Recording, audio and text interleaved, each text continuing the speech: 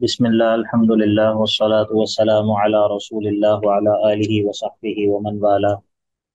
अल्लाहुम्मा अन्फअना बिमा अल्लमतना व अल्लिमना मा यनफअुना व ज़िदना इल्मा। रब्बि इश्रह ली सदरी व यस्सिर ली अमरी वहलुल उक़दतम मिन लिसानी यफ़क़हू क़ौली। सुब्हानका ला इल्म लना इल्ला मा अल्लमतना इन्नका अंतल अलीमुल हकीम। रब्बि यस्सिर व ला तुअस्सिर व तम्मिम बिल खैरि व बिका नस्तईन। अऊज़ु बिल्लाहि मिनश शैतानिर रजीम। बिस्मिल्लाहिर रहमानिर रहीम। सूरह बनी इसराइल है, आयत नंबर 64 65 और इससे आगे। ये बात चल रही थी शैतान के हवाले से कि उसको अल्लाह रब्बुल इज़्ज़त ने कहा कि क़ाल अज़हब फ़मन तबिअक मिनहुम फ़इन्न जहन्नम जज़ाउकुम जज़ाअम मौफ़ूरा।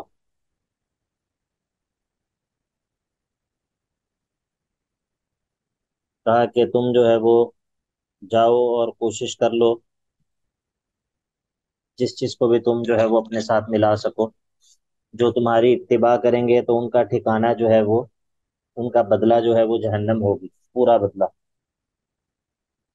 और कहा कि वस्तफ़ज़िज़ मन इस्तताअत मिनहुम, तुम अपने साथ मिला लो, फिसला लो, मन इस्तताअत मिनहुम, जिनको भी तुम इनमें से अपने साथ मिला सको, बिसौती का, अपनी आवाज़ के ज़रिए, व अजलिब अलैहिम बिखैलिका व रजिलिका व शारिकहुम फिल अमवालि वल औलादि वइदहुम, पर इन पर चढ़ चढ़ दौड़ो अपने सवार लेकर और अपने प्यादे लेकर। और वशारिकहुम फिल अमवालि वल औलाद, और माल और औलाद में इनके साथ शरीक हो जाओ इनके।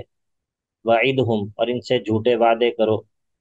वमा यइदुहुम शैतानु इल्ला गुरूरा, और शैतान तो नहीं वादा करता मगर धोखे का वादा करता है। शैतान के वादे तो कुछ नहीं होते मगर सिवाय धोखे के। और अल्लाह रब्बुल इज़्ज़त ने फरमाया कि इन्ना इबादी लैसा लका अलैहिम सुल्तान, बेशक मेरे खास बंदे जो होंगे, लैसा लका अलैहिम सुल्तान, तुम्हें उन पर किसी किस्म का कोई गलबा जो है वो हासिल नहीं होगा। और वकफा बिरब्बिका वकीला, आपका रब जो है वो कारसाज होने के एतबार से काफ़ी है, वकील होने के एतबार से आपका रब काफ़ी है। यहाँ पर किस मामले में अल्लाह ताला के वकील होने का जिक्र है?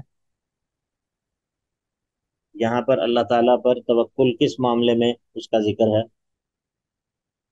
शैतान से बचाव के लिए। शैतान के मुकाबले में। हाँ जी, शैतान से मुकाबले के लिए। बारकल्लाहु फीकुम।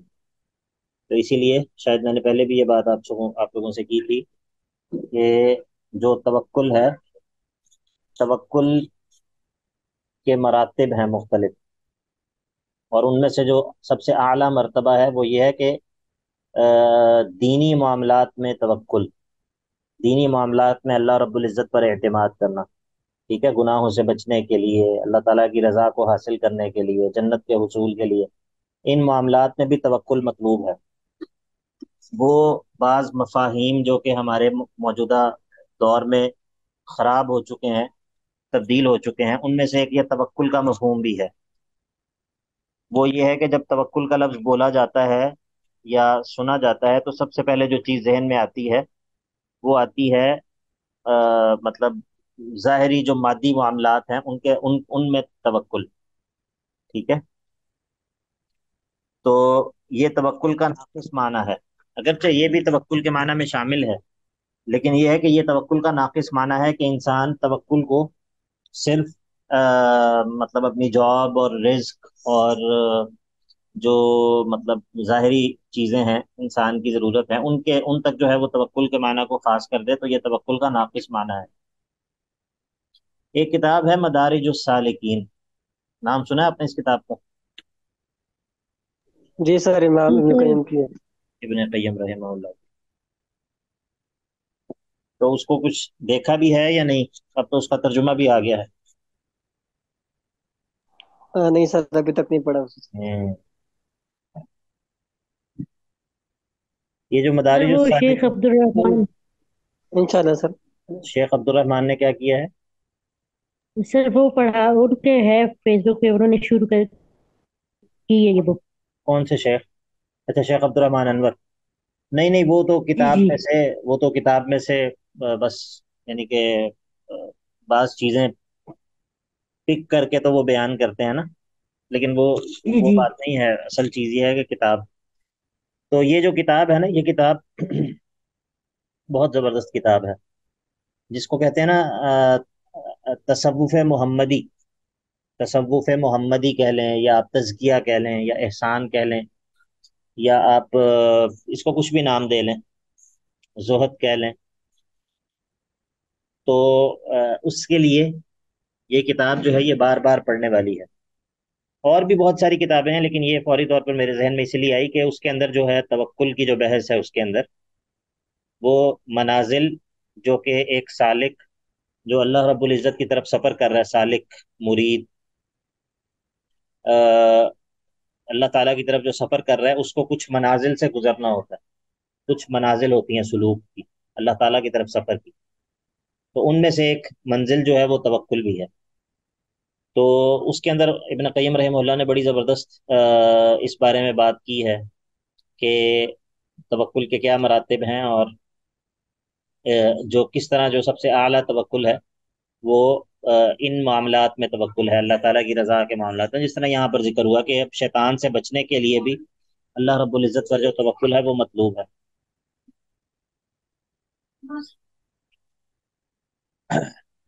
अब आगे जब अल्लाह रब्बुल इज़्ज़त ने शैतान का तज़किरा किया और उसकी चालों वगैरह का जिक्र किया और कहा कि इन्ना इबादी लैसा लका अलैहिम सुल्तान, अब जो है वो अल्लाह रब्बुल इज़्ज़त अपनी तौहीद का तज़किरा करेगा और अपनी तौहीद पर जो है वो दलाइल उनको जिक्र करेगा।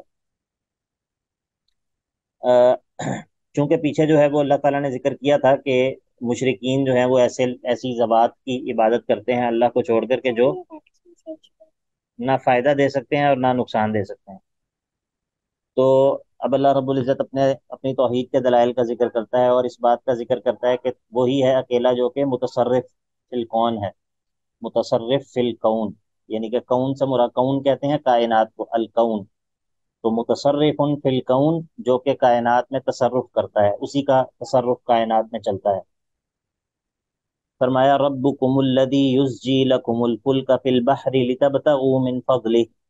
रब्बुकुम, तुम्हारा रब तो वो है कि अल्लज़ी युज़्जी, जो चलाता है,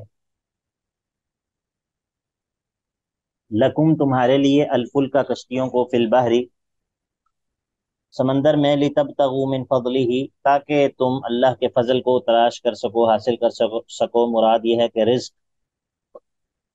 इन्नहु कान बिकुम रहीमा, बेशक वो तुम्हारे साथ हमेशा बहुत मेहरबान है। व इदा मस्सकुमुद्दुर्रु फिल बहरी, और जब तुम्हें समंदर में कोई आजमाइश मुसीबत आ पहुंचती है, तूफान आ जाता है, तो वल्ला मन तदऊना इल्ला इय्या, वो सब गुम हो जाते हैं, वो सब भूल जाते हैं तुमसे। कौन? मन तदऊना, वो कि जिनको तुम पुकारते हो, इल्ला इय्या, सिवाय अल्लाह के। जब समंदर के अंदर तुम फंस जाते हो, या जब एरोप्लेन में टर्बुलेंस होने लग जाती है और जहाज जो है वो हिचकोले खाने लग जाता है, तो उस वक्त फिर किसी को भी कोई और याद नहीं आता सिवाय अल्लाह के। फलम्मा नज्जाकुम इलल बर्रि आरज़तुम, और जब अल्लाह तुम्हें खुशकी की तरफ निजात दे देता है, तो आरज़तुम अनित तौहीदी, तुम फिर जो है वो एराज कर जाते हो तौहीद से। वकान अल इंसानु कफूरा, और इंसान जो है वो बहुत ही नाशुक्रा है। यानी कि नाशुक्रा किस माना में है? वो इस माना में है कि जब अल्लाह रब्बुल इज़्ज़त की ज़रूरत थी तब वो खालिस अल्लाह को पुकार रहा था, और जब अल्लाह रब्बुल इज़्ज़त ने निजात दे दी, मसला हल हो गया, मुश्किल हल हो गई, तो दोबारा से अल्लाह रब्बुल इज़्ज़त के साथ औरों को भी पुकारने लग गया। वकान अल इंसानु कफूरा। अफ़ अमिनतुम अन यख़सिफ़ बिकुम जानिबल बर्रि औ युरसिला अलैकुम हासिबा। अब ज़जर है। अफ़ अमिनतुम, क्या इस बात से तुम अमन में हो, अन यख़सिफ़ बिकुम जानिबल बर्रि, कि अल्लाह रब्बुल इज़्ज़त, यानी कि अब तुम ये समझते हो कि अब चूंकि तुम समंदर से निकल आए हो और अब जमीन पे पहुंच गए हो, तो अब तुम क्या समझते हो कि तुम अल्लाह रब्बुल इज़्ज़त की ममलिकत से बाहर निकल गए हो, या अब अल्लाह रब्बुल इज़्ज़त का तसर्रुफ जो है वो अब तुम पे जारी नहीं हो सकता, अब तुम जो है वो چونکہ سمندر سے تمہیں نجات مل گئی، اب تم جو مرضی کرو. نہیں، یہ کیسے ہو سکتا ہے؟ اب امن تم، کیا تم امن میں ہو گئے ہو اس چیز سے کہ ان یخسف بکم جانب البری، کہ اللہ تعالیٰ زمین میں جب تم ہو تو اس وقت تمہیں زمین میں دھنسا دے. او یرسل علیکم حاصبا، یا تم پر جو ہے وہ شدید پتھروں والی ہوا جو ہے وہ بھیج دے.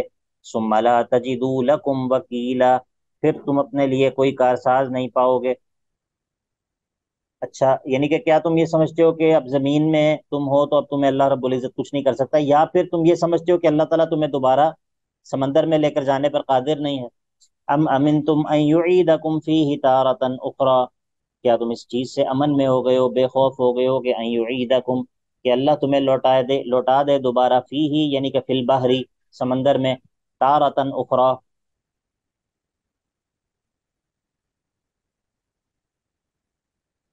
دوبارہ سے.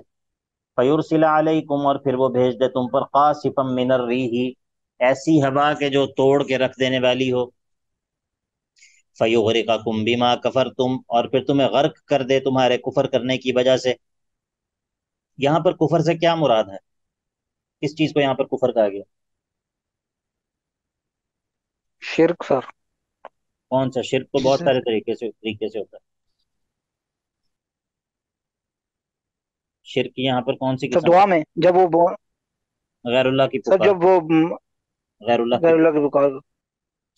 بما کفرتم ثم لا تجدوا لکم علینا به تبیعا، ثم لا تجدوا، اور پھر تم نہیں پاؤ گے، لکم اپنے لیے، تبیعا، تبیعا پیچھا کرنے والا، علینا ہمارا، بھی اس کام کی وجہ سے، ثم لا تجدوا پھر تم نہیں پاؤ گے، تبیعا پیچھا کرنے والا، لکم تمہارے لیے، علینا ہم پر، ہمارا محاسبہ کرنے والا، ہمارا پیچھا کرنے والا تمہاری خاطر کوئی بھی نہیں ہوگا، بھی اس کام کی وجہ سے کہ ہم نے تمہیں غرق کر دیا.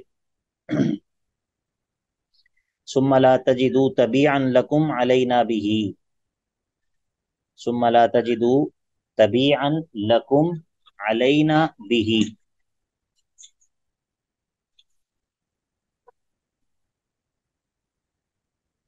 بات سمجھ آ گئی یا نہیں؟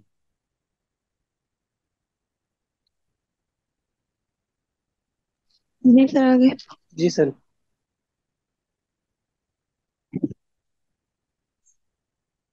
اسی طرح ایک کتاب ہے مدارج السالکین، تو میں نے آپ کو بتایا. اسی طرح ایک کتاب ہے، اس کا نام ہے طریق الہجرتین، طریق الہجرتین.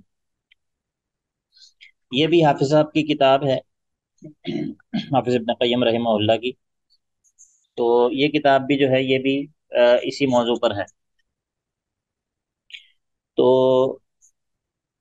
اس طرح کی کتابیں جو ہیں وہ پڑھنی چاہیے، ان سے انسان کا جو دل ہے وہ نرم ہوتا ہے.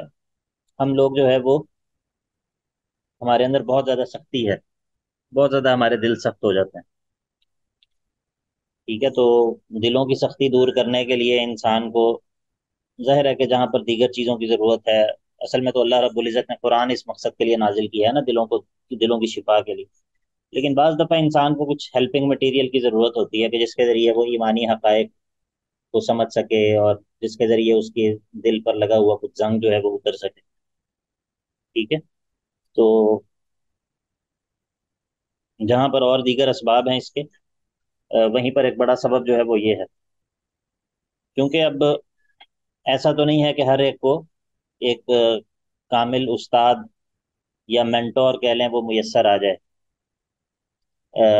جو اس کو یعنی کہ یہ تزکیہ اور احسان کا جو سفر ہے وہ طے کروائے، اس کو نفس کی چالوں سے خبردار کرے، شیطان کی چالوں سے خبردار کرے، اس کو جو ہے وہ مطلب اس راستے سے اس کو گزارے. لیکن یہ ہے کہ بعض دفعہ اچھی کتابیں جو ہوتی ہیں وہ انسان کا بہت سارا جو سفر ہوتا ہے اس کو آسان کر دیتی ہیں. اب جو ہے وہ اللہ رب العزت نے پیچھے جو ہے وہ ایک نعمت کا ذکر کیا ہے، کشتیوں کو اللہ تعالیٰ نے جو آسمانوں میں چلایا، اور جو اللہ تعالیٰ ہماری دعاؤں کو قبول کرتا ہے سمندر کے اندر. اب اللہ تعالیٰ ایک دوسری نعمت کا ذکر کرے گا، عمومی نعمت ہے. وَلَقَدْ كَرَّمْنَا بَنِي آدَمَ وَحَمَلْنَاهُمْ فِي الْبَرِّ وَالْبَحْرِ وَرَزَقْنَاهُمْ مِنَ الطَّيِّبَاتِ.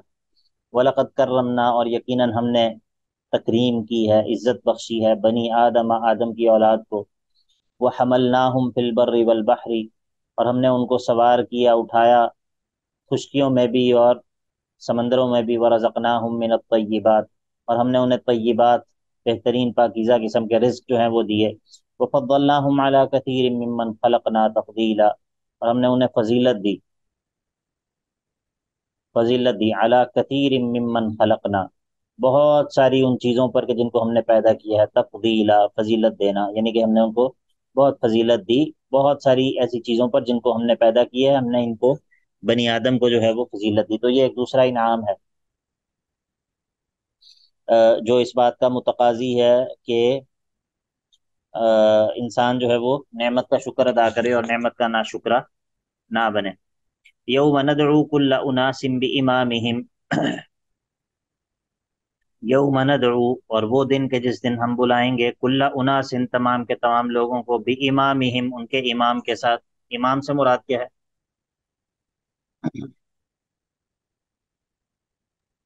انبیاء کرام۔ نبی، انبیاء کرام۔ بعض لوگ یہ کہتے ہیں کہ اس سے مراد انبیاء ہیں یا مقتدا اور پیشوا، دنیا میں جس کی انسان عبادت کرتا ہے۔ بعض دوسرے مفسرین کا کہنا ہے کہ اس سے مراد کیا ہے؟ اس سے مراد وہ نامہ اعمال ہے، نامہ اعمال ہے، ٹھیک ہے۔ یوم ندعو کل اناس بامامہم فمن اوتی کتابہ بیمینہ، تو بس جو کوئی دیا گیا اپنا ہاتھ، اپنے دائیں ہاتھ میں اپنا نامہ اعمال دیا گیا، تو فاولئک یقرؤون کتابہم،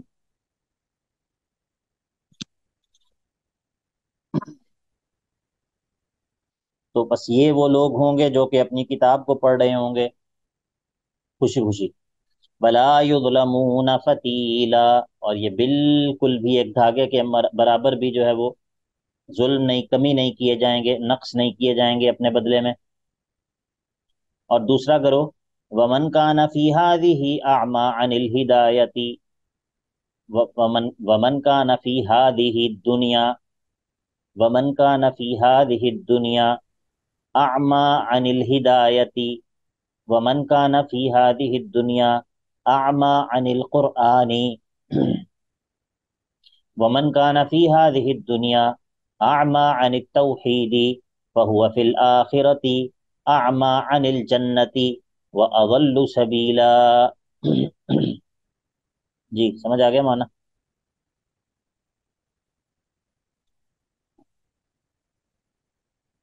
جی سمجھ آ جی گیا سر۔ مانا؟ جی سر ہو گیا۔ جی، ومن کان فی ہذہ، اور جو کوئی ہوگا اس دنیا میں اعمی، اندھا ہوگا، اندھے سے مراد کیا ہے؟ کیا اس کی آنکھیں ہوں گی؟ آنکھیں نہیں ہوں گی جس کی، اس کے بارے میں ہے کہ آخرت میں وہ نہیں، آنکھیں تو ہوں گی لیکن آنکھوں کا صحیح استعمال نہیں ہوگا، مطلب جو حق دیکھنا چاہیے وہ حق اس کو نظر نہیں آئے گا۔ اس نے وہ کام نہیں وہ کیا آخرت میں ہوگا۔ دل ہے۔ کا سر اندھا، دل کا اندھا۔ دل کا اندھا کہہ لیں، یا پھر آنکھوں کا اندھا بھی کہہ سکتے ہیں اس معنی میں کہ یہ جو اللہ تعالیٰ نے ہمیں بخشے ہیں نا اعضاء، بعض آنکھ ہے، کان ہے، زبان ہے، قلب ہے، خاص طور پہ یہ، ان کے بعض ایسے کام ہیں، ان کے بعض ایسے وظائف ہیں کہ اگر ان اعضاء سے انسان وہ مقصد پورا نہ کر سکے، اگر ان اعضاء سے انسان وہ فائدہ حاصل نہ کر سکے، تو گویا کہ یہ موجود ہی نہیں ہے، عدیم الفائدہ ہے، ان کا کوئی فائدہ ہی نہیں ہے۔ پھر آپ کو بات سمجھ آ گئی یا نہیں؟ قرآن مجید کے اندر اللہ تعالیٰ بعض لوگوں کے بارے میں کہتا ہے کہ یہ وہ جی لوگ، سر آگے۔ اللہ تعالیٰ قرآن مجید میں بعض لوگوں کے بارے میں کہتا ہے کہ یہ وہ لوگ ہیں کہ جن کے پاس قلب ہی نہیں ہے، جن کے پاس دل ہی نہیں ہے، یا جس طرح قرآن مجید کے اندر ہے کہ ان فی ذلک لذکری لمن کان لہ قلب، ان فی ذلک لذکری، بے شک اس کتاب میں نصیحت ہے، کس کے لیے؟ لمن کان لہ قلب، اس کے لیے جس کے پاس دل موجود ہو۔ کیا مطلب ہے اس کا؟ دل تو سب کے پاس موجود ہے، کیا کوئی ایسا بھی زندہ لوگ ہیں جو قرآن کے مخاطب ہیں لیکن جن کے پاس دل نہیں ہے؟ اگر اس کے پاس دل نہیں ہے کسی بندے کے پاس، تو کیا وہ قرآن مجید کا مخاطب ہے، مکلف ہے وہ؟ نہیں سر۔ مکلف نہیں ہے۔ تو اس کا مطلب یہ ہے کہ بعض جسم ایسے ہیں جن کے اندر زندگی موجود ہے، چلتے پھرتے بھی ہیں، اور ان کے اندر یہ آرگن موجود ہے جس کو قلب کہتے ہیں حصی طور پر، لیکن چونکہ ان کو اس قلب کا کوئی فائدہ نہیں ہے، انہوں نے ان آنکھوں سے اللہ تعالیٰ کی آیات کو دیکھ کر اس تک نہیں پہنچ سکے، ان کانوں سے حق کو سن کر اللہ تعالیٰ کو نہیں پہچان سکے، اس زبان سے حق کا اقرار نہیں کر سکے، اس قلب سے تفکر کر کے حق تک نہیں پہنچ سکے، تو اللہ تعالیٰ کی نظر میں یہ اندھے بھی ہیں، گونگے بھی ہیں، بہرے بھی ہیں، اور ان کے پاس قلب بھی موجود نہیں۔ ٹھیک ہے؟ تو یہ مراد۔ ومن كان في هذه اعمى فهو في الاخرة اعمى واضل سبيلا، اور راستے کے اعتبار سے بہت ہی زیادہ بھٹکا ہوا ہوگا، یعنی کہ جنت کی طرف اس کی رہنمائی نہیں ہوگی نا۔ آخرت میں اندھا ہونے سے مراد یہی ہے کہ اللہ رب العزت اس کو جنت کی طرف اس کی رہنمائی بھی نہیں کرے گا۔ اب آگے سر جی جی بولیں بولیں بولیں۔ سر آخرت میں اندھے سے مراد حصی طور پر اندھا بھی ہو سکتا ہے یہاں پر، کہ مطلب یہاں پر یعنی اس کے پاس آنکھیں تھی لیکن اس نے اس کا استعمال صحیح نہیں کیا، تو اللہ تعالیٰ اس کو آخرت میں اندھا اٹھائیں گے۔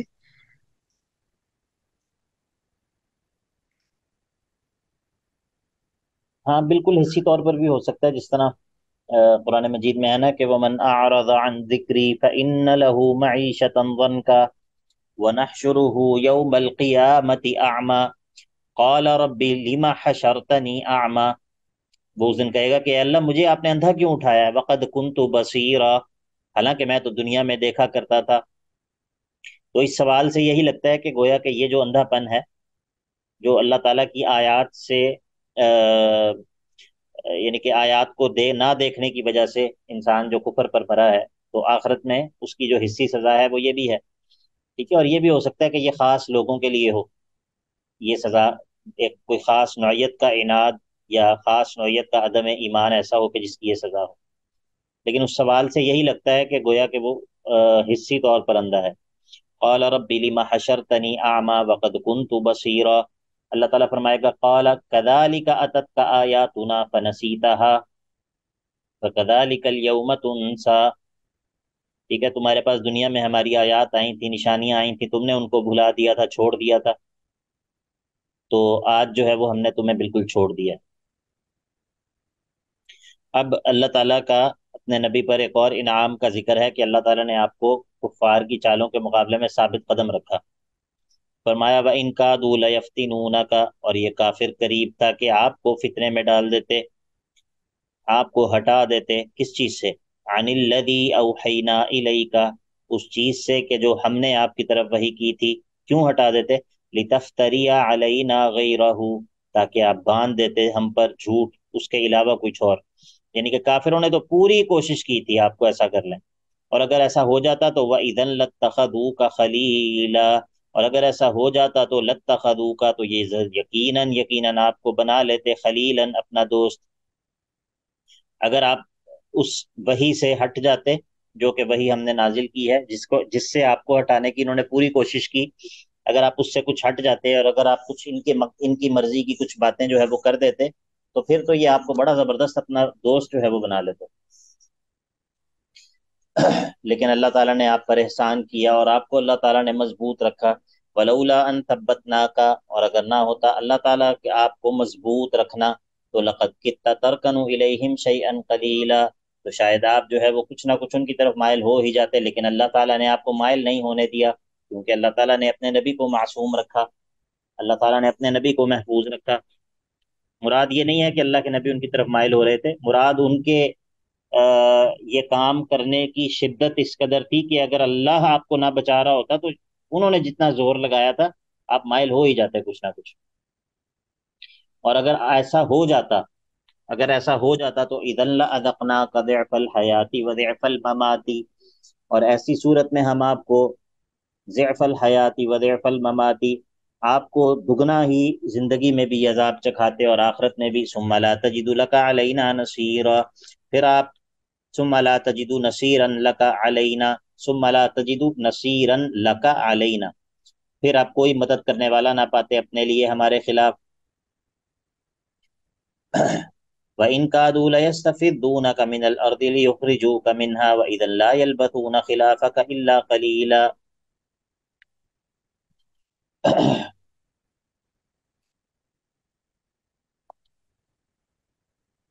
اس آیت کا کیا ترجمہ لکھا ہوا ہے آپ کے پاس؟ بتائے گا کوئی؟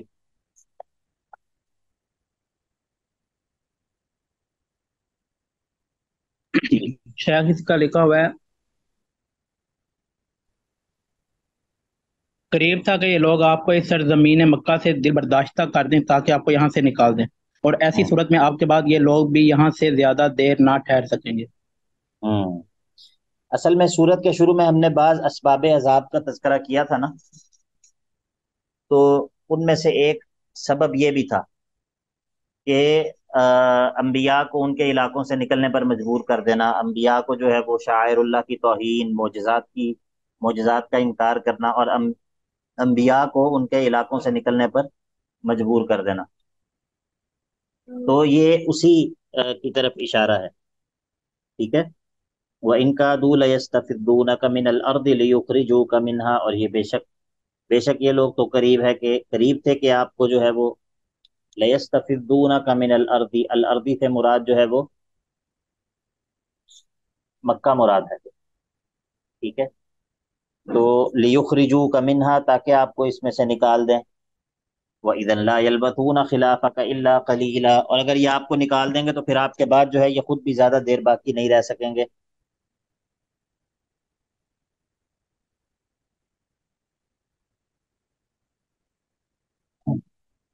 تو یہ جتنے بھی لوگ تھے جو اللہ کے نبی علیہ الصلوۃ والسلام کی ہجرت کا باعث بنے تھے، جو ہجرت سے پہلے والے مرحلے میں اللہ کے نبی علیہ الصلوۃ والسلام کو تکلیفیں دیتے تھے، یا جو ان کے سرکردہ لوگ تھے، ان کے اوپر کیا عذاب آیا پھر ہجرت کے فوراً بعد؟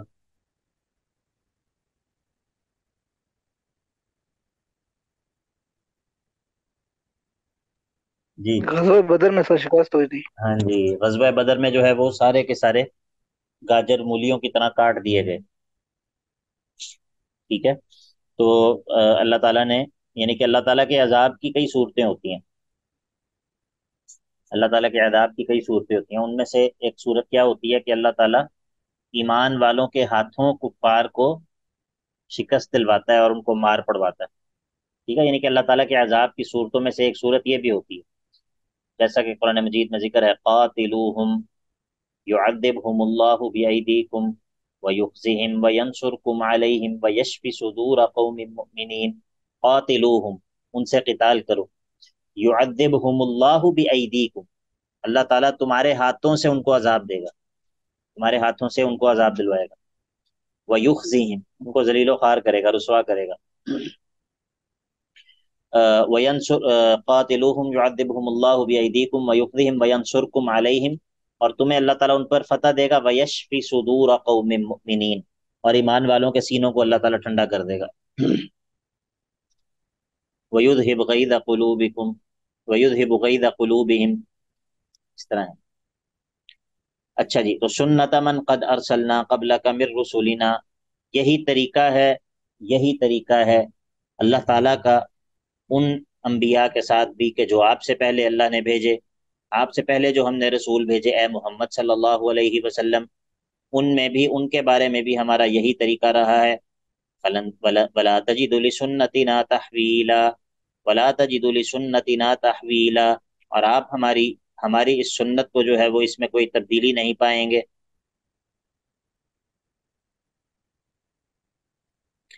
یہ جو سنن الہیہ ہوتی ہیں نا سر، یہ کون سی صورت کی آیت ہے؟ کون سی؟ قاتلوہم یعذبہم اللہ بأیدیکم، یہ سورۃ توبہ میں جی ہے. توبہ. جی سر۔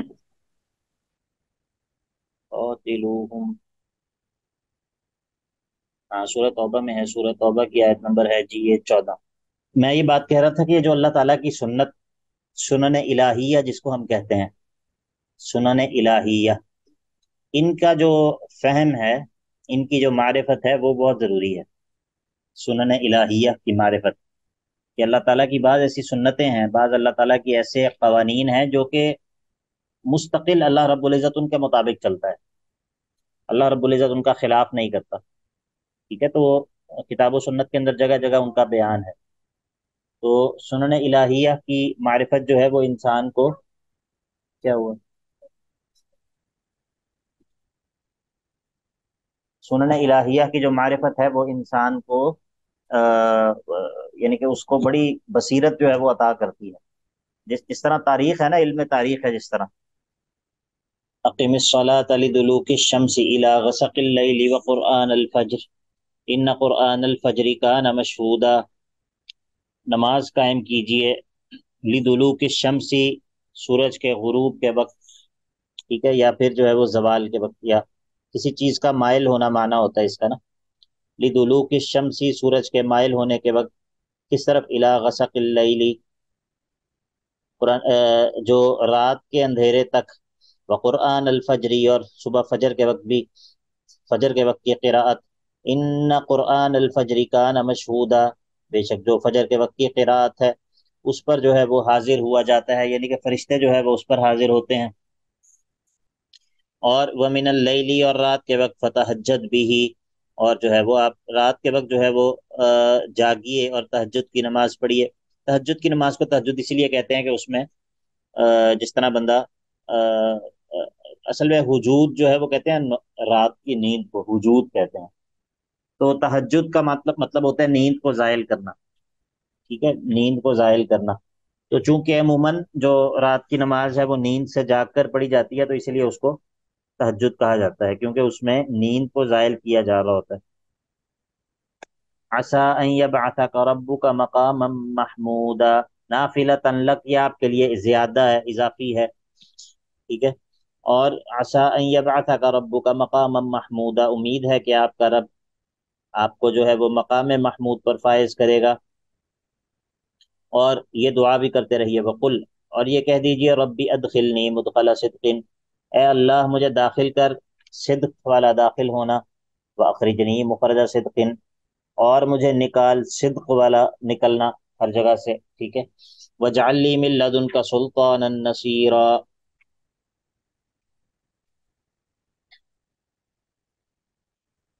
اور اے اللہ میرے لیے اپنی جانب سے مقرر کر دے حجتاً سلطانا نصیرا، ایسی حجت، ایسی بینہ، ایسی واضح روشن دلائل کہ جو میری مدد کرنے والے ہوں میرے مخالف کے مقابلے میں، ٹھیک ہے۔ سلطان النصیرہ سے مراد ہے ایسی حجت جو کہ انسان کو غالب کر دے، جس کے ذریعے انسان جو ہے وہ مخالف پر غالب آ جائے۔ چلیے آج اسی پر اکتفا کرتے ہیں۔